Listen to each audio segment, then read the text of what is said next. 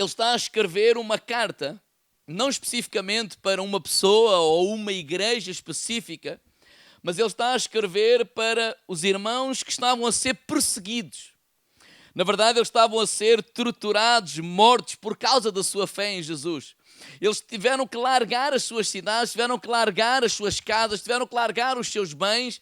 Eles tiveram que literalmente fugir. E, desculpem esta expressão, o maluco que os perseguia era o imperador romano, Nero. Ele fazia tanta atrocidade que, por exemplo, uma das coisas que ele fazia era queimava os cristãos vivos. Mas além disso, ele colocava-os como tochas nas suas festas para iluminar. Então, Pedro, quando escreve esta carta, e eu quero que os irmãos pensem nisto, ele tem como pano de fundo estes irmãos e o que eles estão a viver. Esta carta também é para nós. Ele tem princípios bíblicos para nós. Mas ele não está a pensar em irmãos que estão sentados, século XXI, em boas cadeiras, que uns a pé, outros de carro, mas a maioria vem de carro para a igreja, que tem ar-condicionado, que tem o que comer, etc, etc, etc. Não. Ele tem como pano de fundo todas estas atrocidades que está a acontecer. Ele próprio, mais tarde, foi crucificado. E, na verdade, quando os soldados o iam crucificar, ele disse, não, eu não sou digno de morrer como o meu Senhor, então ele pediu para ser crucificado de cabeça para baixo. Ele próprio viu a sua esposa a ser crucificada, e quando ele estava a presenciar isso, diz a história que ele dizia à mulher, não te esqueças do Senhor, não te esqueças do Senhor. Então quando ele escreve esta carta, ele está a pensar em tudo isso, o que esta gente está a viver, tanto que no versículo 1 ao versículo 12 que nós lemos na sexta-feira, ele encoraja os irmãos a lembrarem-se, nós temos um Deus. Nós temos uma viva esperança e nós temos uma herança que ela é incorruptível, incontaminável e ela jamais murchará. Ou seja, há uma vida eterna, apesar do sofrimento, apesar da dor, apesar de todas estas atrocidades. Ele tem como objetivo encorajá-los a quê? A viver de forma vitoriosa, mesmo no meio do sofrimento. Ele tem como objetivo ajudá-los a viver, não deixando que a amargura tome lugar no nosso coração. Porque quando nós estamos a passar por atrocidades dessas, o mais natural era ficarmos amargurados, o mais natural é ficarmos vingativos. E Ele quer ajudá-los. Não vamos viver, não vamos deixar a amargura dominar a nossa vida. Ou seja, Ele encoraja sempre a confiarem no Senhor e a olharem para a herança futura e para a vida eterna que está para além daquilo que está a acontecer. Ele até ao 12, ele dá essa esperança da vida eterna. E agora no versículo 13, ele vai começar a falar de uma forma prática. Como? Porque ele lembra antes, olha, nós somos os salvos em Cristo. Ou seja, ele está a falar para cristãos. Ele está a falar para aqueles que nasceram de novo. Ele está a falar para aqueles que receberam Jesus como seu Senhor e seu Salvador. E ele está a dizer assim, agora, a partir do versículo 13 ao 25, ele vai trazer 3 pontos práticos. Como é que os salvos em Cristo Jesus devem viver? Independentemente das circunstâncias à sua volta, não é? Por isso é que eu disse, qual é o estilo de vida dos salvos em Cristo? Este é o título que nós estamos a dar. Primeiro, do versículo 13 ao versículo 16, nós percebemos que ele está a falar sobre santidade. Então o meu primeiro ponto é assim, os salvos devem viver em santidade. Do versículo 17 ao versículo 21, ele vai falar sobre reverência e temor. Segundo, os salvos devem viver em reverência. E do versículo 23 até ao versículo 25, nós percebemos que ele está a falar sobre amor. Os salvos devem viver em amor. Santidade, reverência e amor. E é isso que nós vamos ver nesta manhã. Então, os salvos devem viver em santidade. E perceber que santidade ou santificação primariamente não está ligado a purificação, a ser perfeito, mas está ligado a esta atitude de separação Deus está a dizer, olha, nós fomos separados para Deus.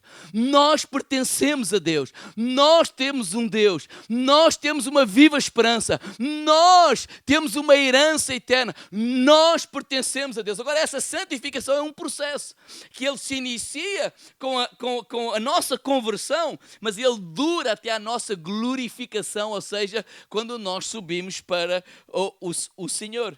E nesse sentido, ele vai dar aqui algumas instruções como podemos viver esse processo de santificação. Versículo 13, ele diz assim: portanto, cingindo os lombos do vosso entendimento. Esta palavra cingir, cingindo ou cingir-se, antigamente ele está ligado a uma atitude de preparação. E quando ele fala da nossa mente, entendimento, ou seja, antigamente os homens usavam aqueles vestidos grandes não, compridos, não é?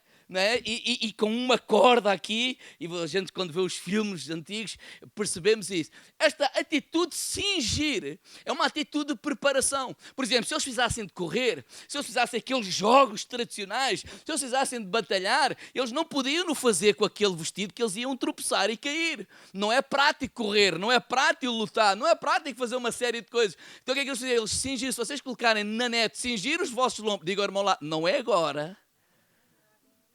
Não é? Vai aparecer uma fotografia, ou várias, em que eles puxam como é que ele chama? O vestido aqui, e prendem de um lado e prendem do outro, e fica tipo uns calções. Então eles ficam preparados. Ou seja, agora eles já podem correr, podem batalhar, já têm mais agilidade. Pedro está a dizer assim: tu precisas cingir o teu entendimento, tu precisas cuidar da tua cabeça. Por outras palavras, tu precisas de cuidar dos teus pensamentos. Ou seja, não deixe, se nós queremos viver uma vida santa e nós fomos criados, os salvos foram, como é que os salvos devem viver? Devem viver em santidade. Como é que eu posso desenvolver essa santidade? Em primeiro lugar, começar por cuidar dos meus pensamentos, porque se eu deixar a minha mente vaguear, desculpa a expressão, como um cavalo ao solto, a pensar no que ela quer, andar aí desgovernada, eu vou perder tempo, eu vou perder energia, eu vou dar comigo a pensar em coisas a que eu não devia de estar a pensar, eu vou dar comigo a agir de acordo com uma série de pensamentos que eu não é suposto eu fazer. Então ele está a dizer assim, olha, cuidado com os teus pensamentos. A vitória da santidade na nossa vida passa pela nossa cabeça.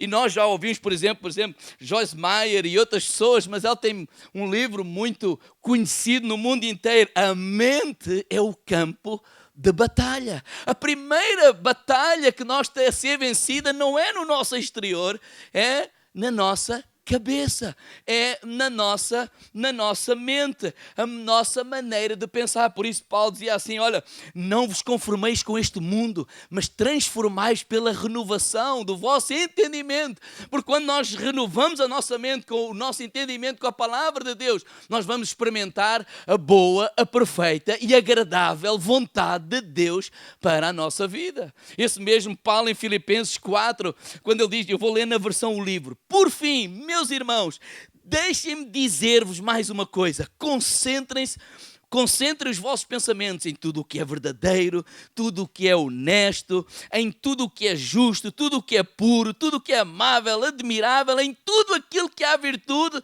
e valor algum. Meus irmãos, concentrem os vossos pensamentos. Então, Pedro está a dizer assim, olha, eles estão a viver este sofrimento. Olha, não deixem a vossa mente andar aí a vaguear. Olha, cuidem da vossa maneira de pensar. Cuidem dos vossos pensamentos. A vossa mente ela tem que estar preparada. Porque quando estamos a viver adversidade, porque é que Deus permitiu isto? Se Deus é tão bom. Não, renovem a mente com a palavra de Deus. Queremos viver em santidade? Cuida dos teus pensamentos. Segundo, queremos viver em santidade. O que é que ele diz aqui no versículo 13? Olha, cingindo os lombos do vosso entendimento, o que é que ele diz aqui? Sede sóbrios. Diga ao irmão lá de sede sóbrios. Esta palavra sóbrio aqui tem a ver com domínio próprio em relação ao álcool. Não é? Uma pessoa alcoolizada, ela não fica sóbria. né? Mas não só. Ele está a falar não só em relação à bebida, sobriedade, no sentido de autodomínio, autocontrole em todas as áreas da nossa vida. Porque há pessoas que, de facto, eles não têm problema com o álcool, mas têm problema, por exemplo, com a língua. Tem uma língua com 4 faixas que vai da Figueira a Paris. Há outros que não têm problema com a língua, mas têm problema com o seu temperamento. Não é? Porque são tipo, qualquer coisa explodem, tipo uma panela de pressão. Bum! Não é? Outros não têm problema, por exemplo, com a pureza sexual, outros com a ganância. Ou seja, queremos viver em santidade. Diz, olha, precisas ser sóbrio, ou seja, não podemos ser umas pessoas desgovernadas, sem autocontrole. Ele está a dizer assim, olha, queremos viver em santidade, olha, agarra aí a tua mente. Olha, agarra, e agora quando ele está a falar sobre ela, está a falar também das nossas emoções, ou seja, das nossas ações e das nossas reações. Queremos viver em santidade, quer dizer, olha, cuida dos teus pensamentos. Olha, mantém-te sóbrio. E em terceiro lugar, o que é que ele diz aqui? E esperai inteiramente na graça que vos ofereceu na revelação de Jesus Cristo. E porquê que isso é importante, este terceiro ponto? Porque quando ele está a dizer assim, olha, sede sóbrio, sede equilibrado, tem autocontrole. E agora ele está a dizer assim, olha, esperai na graça. O que é aqui a graça? Qual é o sentido? Queres ser santo? Pensa na recompensa que vais ter. Pensa assim, irmãos. Quantas renúncias nós fazemos no nosso dia-a-dia porque sabemos que vamos ter um retorno dessa renúncia? Sim ou não? Por exemplo, um atleta, não é? E o Ruben agora andou a treinar para as provas, não é? da faculdade. Então, há uma série de coisas que ele tem que fazer para atingir aqueles resultados. Sim ou não? Até ele vai fazer sacrifícios. Até ele vai dizer que não a outras coisas. Um atleta de alta competição, se ele quer ser o melhor ou dos melhores, ele não pode comer tudo o que lhe aparece à frente. Ele não pode não dormir. Ele não pode andar nas festanças ou nas festarolas e nos santos populares. E agora é a sardinha e depois é a francesinha e depois é... Não, ele pode, mas ele nunca vai chegar lá. Ou seja... Quando este teu Paulo está a dizer assim, esperai na graça, é dizer assim, olha, tem em vista a recompensa. Qual é a tua... O que é que tu esperas? Onde é que tu... Não, eu quero atingir aquele resultado. Não, eu quero entrar na faculdade. Não, eu quero ir. Então, há coisas que eu vou dizer não. Há coisas que eu vou abdicar. Há coisas que eu vou renunciar. E quando eu renuncio, eu tenho um propósito. Eu tenho um objetivo. Se concordam comigo ou não? E quando isso acontece, eu vou chegar lá. Paulo está a dizer assim, olha, não basta só controlares a tua mente. Ou seja, renovar a mente com a palavra de Deus. Não basta só ser sóbrio. Como é que nós vamos ter a força para ser sóbrio? É pensar na nossa esperança. Qual é a nossa eternidade? Para onde é que nós vamos? Ou seja, ele está a dizer àquela gente, olha, não olhem apenas para o Nero, não olhem apenas perderam isto e aquilo, tudo, né? Olhem para a nossa recompensa, porque a maneira como vivermos aqui nesta terra vai determinar a nossa recompensa. Há coisas que nós renunciamos agora, há coisas que podem nos parecer que custamos renunciar agora, mas quando nós olhamos para a eternidade, vai valer a pena, porque há uma coroa de glória à nossa frente. Ele está a dizer assim, olha, como é que os cristãos, os salvos vivem? Eles vivem uma vida em santidade. E Paulo diz isso em 2 Coríntios 9, 24 e 25 muito bem. Não sabeis vós que os que correm no estádio, todos na verdade correm, mas um só leva o prémio. Correi de tal maneira que o alcançais. Quer dizer, ser diligente nessa corrida. Não há tempo para brincadeiras. E todo aquele que luta de tudo se abstém.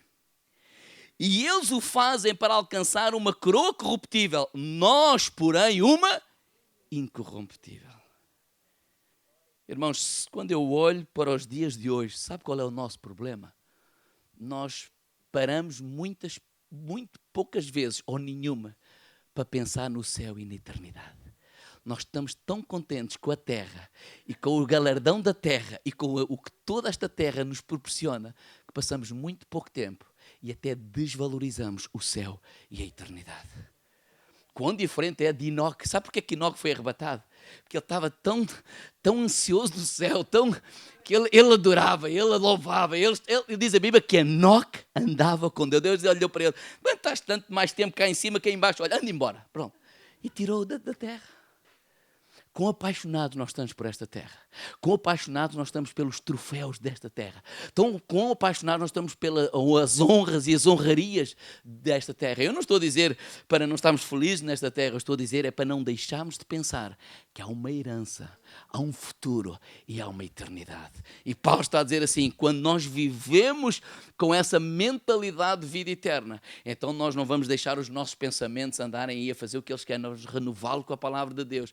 Quando nós não vamos deixar todos os impulsos, não, o domínio próprio, ele é importante para a nossa vida. E no versículo 14 ele diz assim: como filhos obedientes, não vos conformando com as concupiscências que antes havia em vossa vida. Ou seja, agora ele está a lembrar assim: agora nós somos filhos de Deus. Sim, vocês estão a passar por adversidade, sim, é verdade. Vocês estão a passar por sofrimento, sim, é verdade. Há maldade neste mundo, claro que sim, mas lembrem-se, nós agora somos filhos de Deus.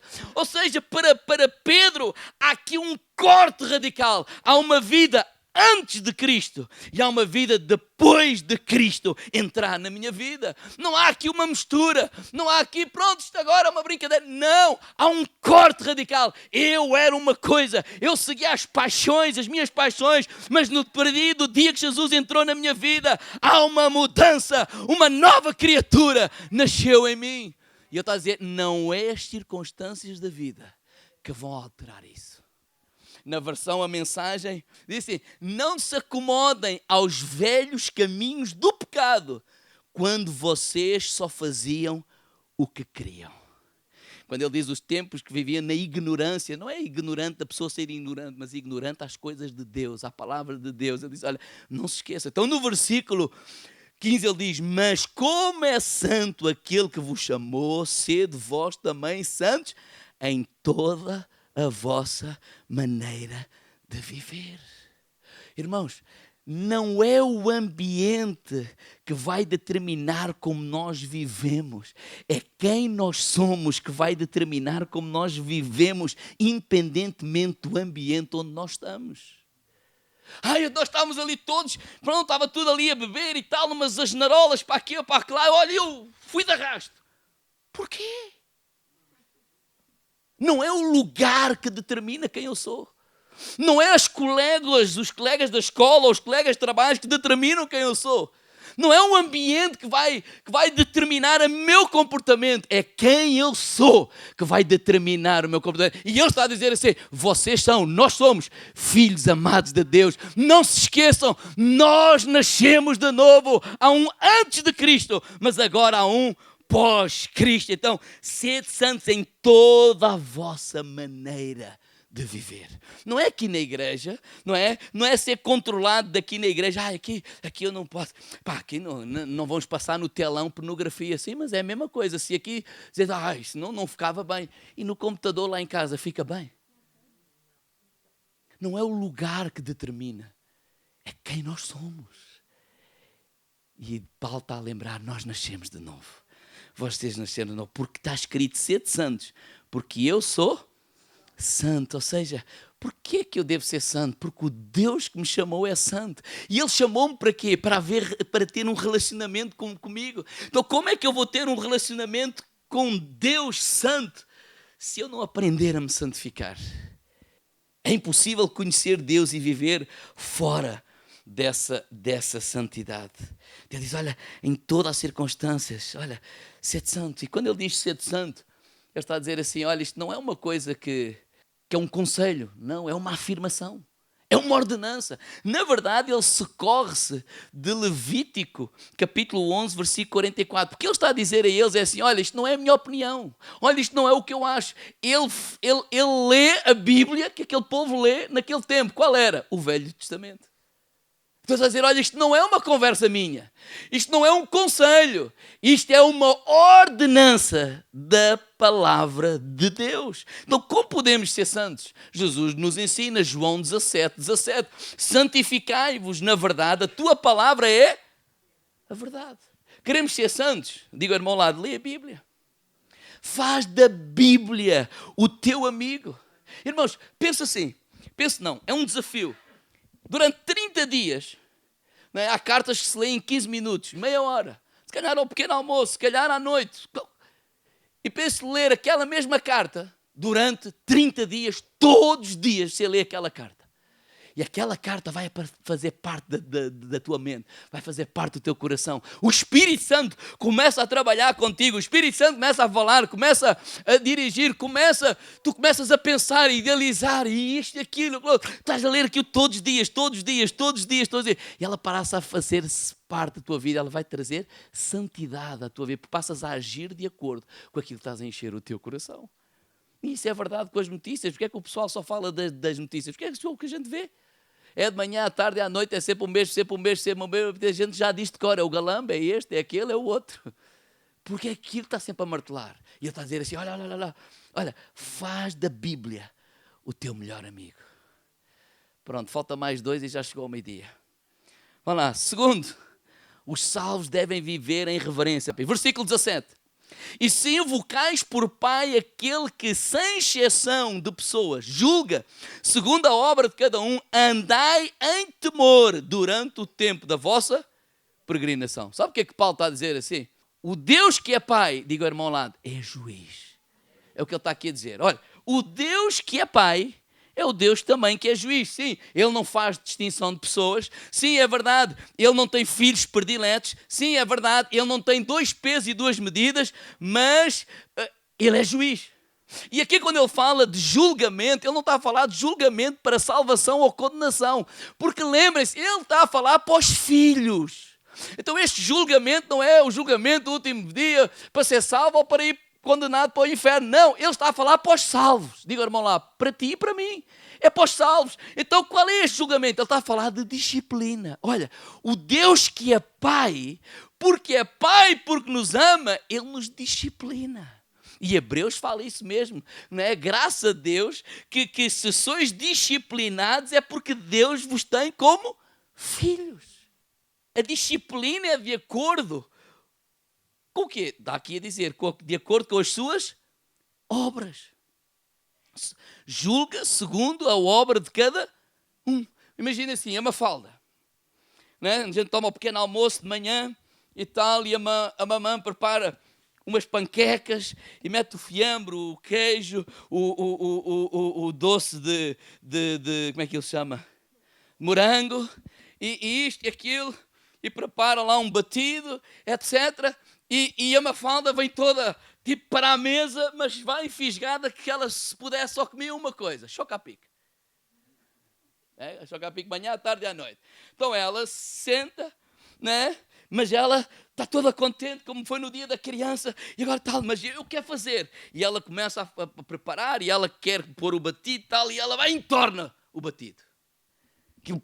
Torna aquilo tudo. E o que é que nós fazemos? Damos uma palmada? Ai não, não se pode. Não, mas não faz sentido. Porque ela está a tentar fazer. E ela não tem ainda a destreza de o fazer. Porque ela está a aprender. Então o que é que o pai faz? Corrige, limpa, ensina, abraça. Não tem problema, vamos lá, vamos continuar, vamos aprender, vamos crescer. É assim que Deus faz. Mas também já aconteceu que ela ir lá para a mesa e pronto, e chega lá, não é aquilo que ela idealiza, e ela está sentada na cadeira, manda-se um empurrão, espeta aquilo tudo no chão e já espetou aquilo tudo pantanas. E o que é que o papá faz? Diga-me lá, dá uma palmada. Mas é que a mão não que faz doer a mão, é com a colher de pau. Aí não se pode, é verdade, porque senão a gente vai preso. Não, mas aí tem lugar. Porquê? Porque não foi, ela não errou porque é humana, é rebelde, está a ser rebelde. E isto tem que ser corrigido. E porquê que tem que ser corrigido? Porque o pai e a mãe a amam. Porquê que Deus era diferente connosco? Há coisas que Ele, claro que o Espírito Santo vai nos consolar sempre, está bem? E abraçar, porque nós erramos, porque somos seres humanos. Nós erramos, nós falhamos. Mas quando nós estamos a ser rebeldes, Ele também nos corrige. Porquê? Porque Ele nos ama. Ele nos ama tanto, mas tanto, tanto, que Ele não pode dizer que sim a tudo, nem vai fazer tudo o que tu queres, como queres, à hora que queres. Porque Ele quer corrigir essa rebeldia que está no teu coração. É isso que Pedro está aqui a dizer. Olha, porquê é que nós devemos viver com reverência? Porque, olha, este papá que ama, ele também corrige. E há consequências, claro, porque ele nos ama. É isso que ele está aqui a falar. Então, quando ele diz, andai em temor durante o tempo da vossa peregrinação, este temor não significa medo. Este temor significa reverência. Não, a Mafalda e o Gonçalo não precisam ter medo do papá, nem da mamã. Mas precisam ter respeito, precisam ter temor, porque nós não somos os amigos da escola. Nós somos o pai e a mãe. Sim ou não? E agora, irmão, é assim que nós devemos viver. 1 de João 4,18, onde há temor não há medo. E, na verdade, o perfeito amor elimina toda a espécie de receio, porque o medo traz consigo a ideia de culpa e mostra que não estamos absolutamente convencidos que Ele nos ama perfeitamente. Então, não é aquela fobia, não, é honra. Honra de desejar, e claro que nós abraçamos, e claro que nós apenas estamos a corrigir uma rebeldia, porque estamos a fazer, porque queremos fazer, porque não concordamos. E às vezes nós somos assim. Não fiquem a rir da Mafalda, que às vezes nós somos assim. Não vou pedir para ninguém levantar o braço. Então, porquê é que devemos viver em reverência? Primeiro, por causa do julgamento. Segundo, por causa da redenção. Olha o que diz aí versículo 18. Sabendo que não foi com coisas corruptíveis, como prata ou ouro, que foste resgatados da vossa vã maneira de viver, por tradição que recebeste de vossos pais, mas com o precioso sangue de Jesus Cristo, Cordeiro imaculado, incontaminado, a qual, na verdade, em outro tempo foi concebido ainda antes da fundação do mundo, mas manifesto nestes últimos tempos por amor de vós. Vamos lá voltar à Mafalda para ser rápido. Quando ela tem todo aquele pequeno almoço ali, para ela é de borla. É graça. Graça. Não adianta dizer, os países, há muitos meninos que não têm. Sim, isso é a realidade, vai ser sempre assim. Não condeno os miúdos por isso, graças a Deus, porque nós temos. Mas ela tem que olhar para aquilo, é graça, é favor. Ela não trabalha, não merece, não faz nada para merecer, mas é minha filha. Então ela tem direito a... E amanhã ela vai ter também. Porquê? Mesmo que ela tenha aquela atitude, eu corrijo aquela atitude, mas amanhã não vais comer. Não. Porquê? Porque nós amamos. Então, é graça, mas não foi para ali de graça. Custa o nosso trabalho. Deus nos salvou, é graça para nós. Sim, mas teve um alto preço.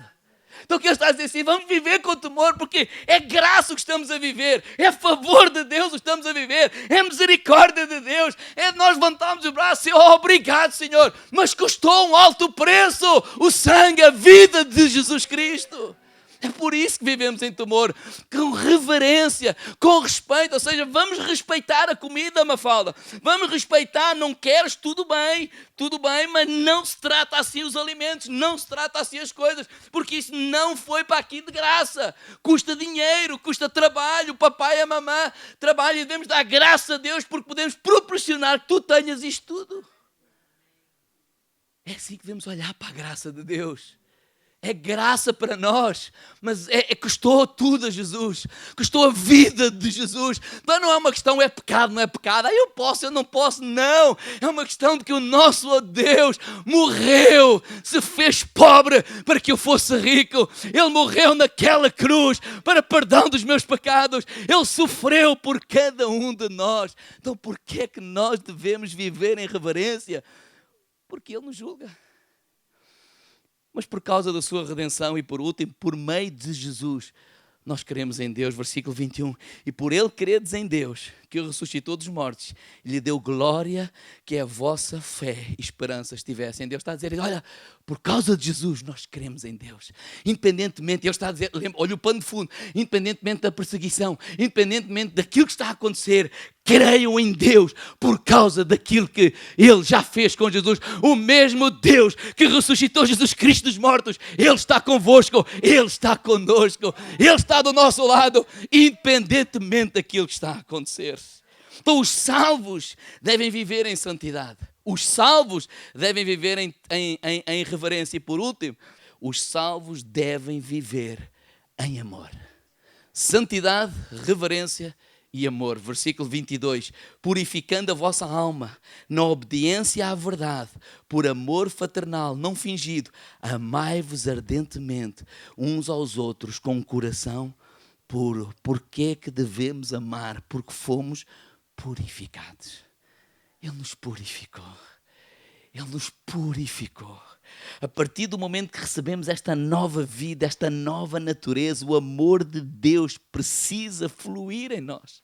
E o propósito da nossa vida em Cristo é o amor fraternal. Ele está a falar não de o amor não seja fingido. Tinha tantas saudades tuas, não tinha nada. Não, ele diz, não é nada disso. Porque amar vai para além de beijinhos e abraços. É bom, sim, tem problema, já podemos. Mas amar é uma ação. Amar não é um sentimento. Ao contrário do que as pessoas... eu sinto. Não tem a ver com sentimento. Amar é uma ação. Por isso é que o apóstolo Paulo em Romanos 12, 20 diz, olha, se o teu inimigo tiver fome, dá-lhe de comer.